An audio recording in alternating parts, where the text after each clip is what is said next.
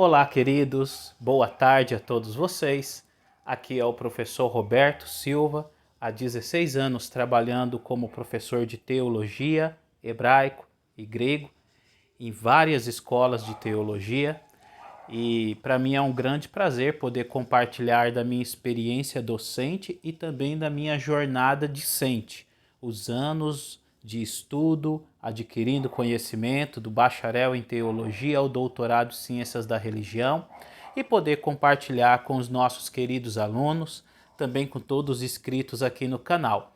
Você que não é inscrito, por favor, esse é o momento. Se inscreva no canal, ative o sininho e dê um like para que o YouTube possa entender que você está gostando do conteúdo e está sempre te fornecendo o conteúdo aqui do canal.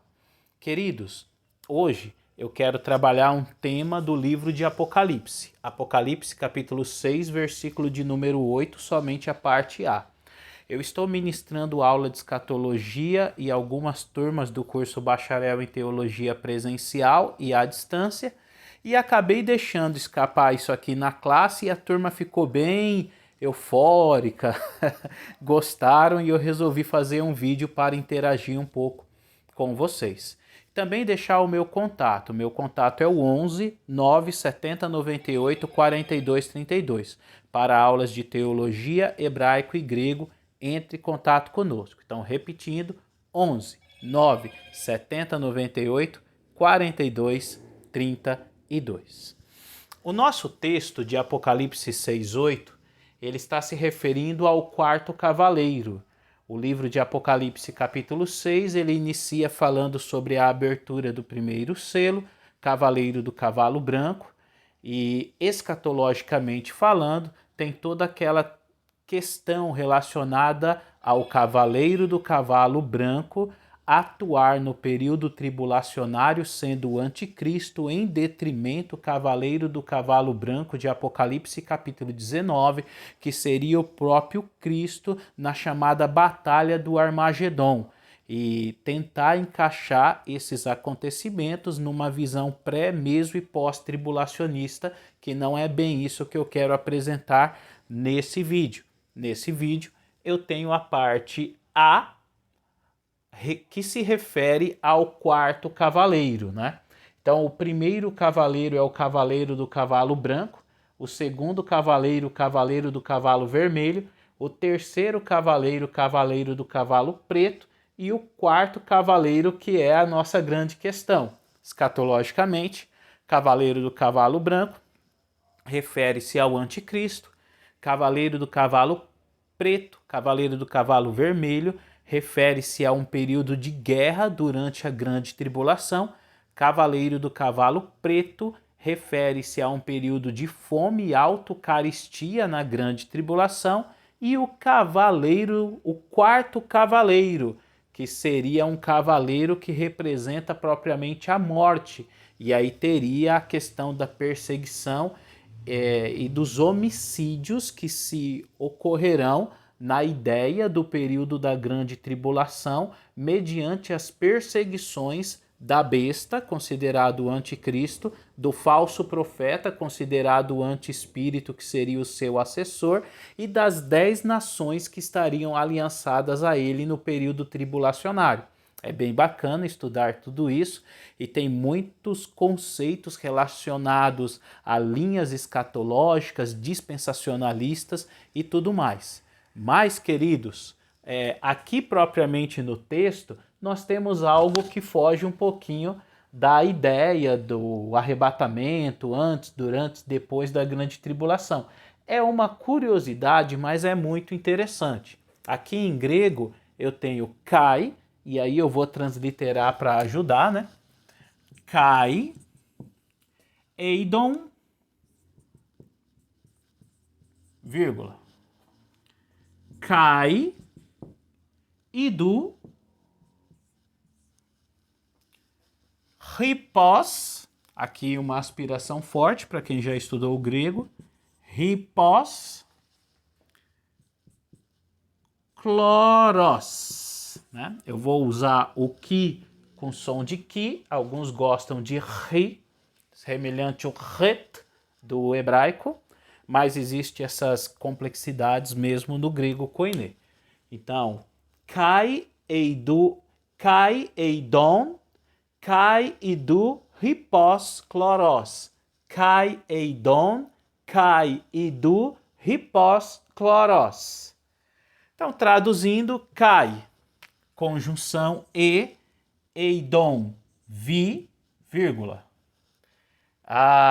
É uma ideia de uma visão do apóstolo João. E vi, kai idu, e eis, hipos, cavalo, ou um cavalo, porque no grego não existe artigo indefinido. No grego existe artigo definido, que é a, o, as, os. Indefinido não existe. Então, quando a palavra não está com o artigo definido, automaticamente ela é indefinida na tradução. Ela pode receber o artigo indefinido, que seria um, uma, uns, umas. Olha aí, relembrando o português. Então, hipos, cavalo ou um cavalo, chloros. É aqui, queridos, que está a grande questão. Porque o Almeida, ele traduz o quarto cavaleiro como cavaleiro amarelo. No Almeida. Só que chloros vem da palavra clorofila. Eu poderia traduzir por verde.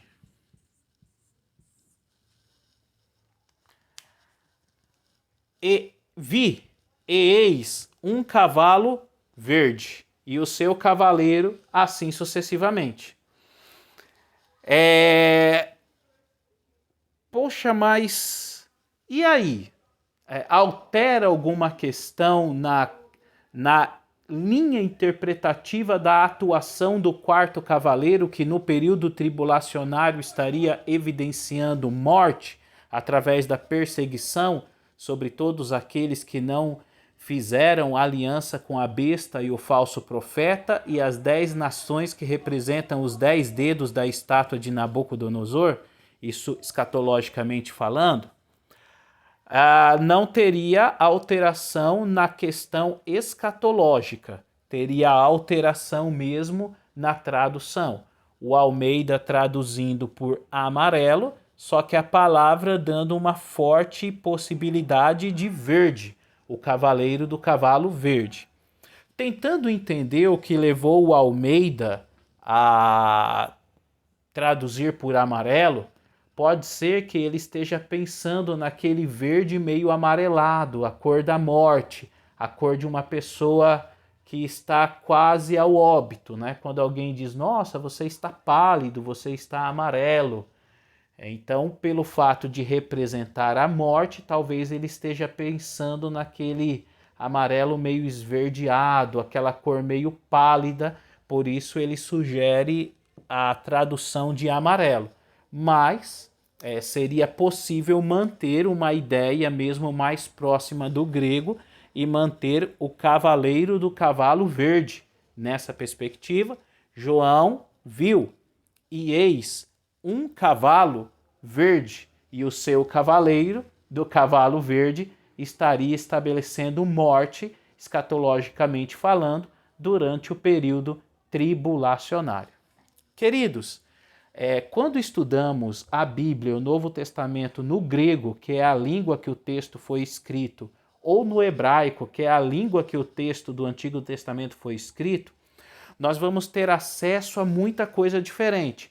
Nome dos personagens, nome dos lugares, questões como essas, e tudo isso enriquece os nossos estudos, principalmente para um estudo mais evoluído, onde nós teremos acesso a fazer análise das versões, crítica textual e nos aprofundarmos muito mais. O que levou o determinado autor da versão em português, inglês ou espanhol a traduzir de uma forma diferente do que estaria se referindo propriamente o texto em grego para o Novo Testamento ou o texto em hebraico para o Antigo Testamento.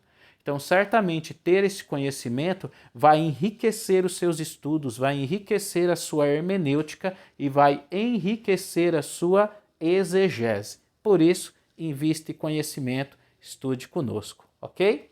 Que Deus abençoe a vida de todos vocês, uma excelente semana. Mais uma vez, se não é inscrito no canal, se inscreva no canal, compartilhe esse vídeo e até o próximo vídeo. Fiquem com Deus e boa semana!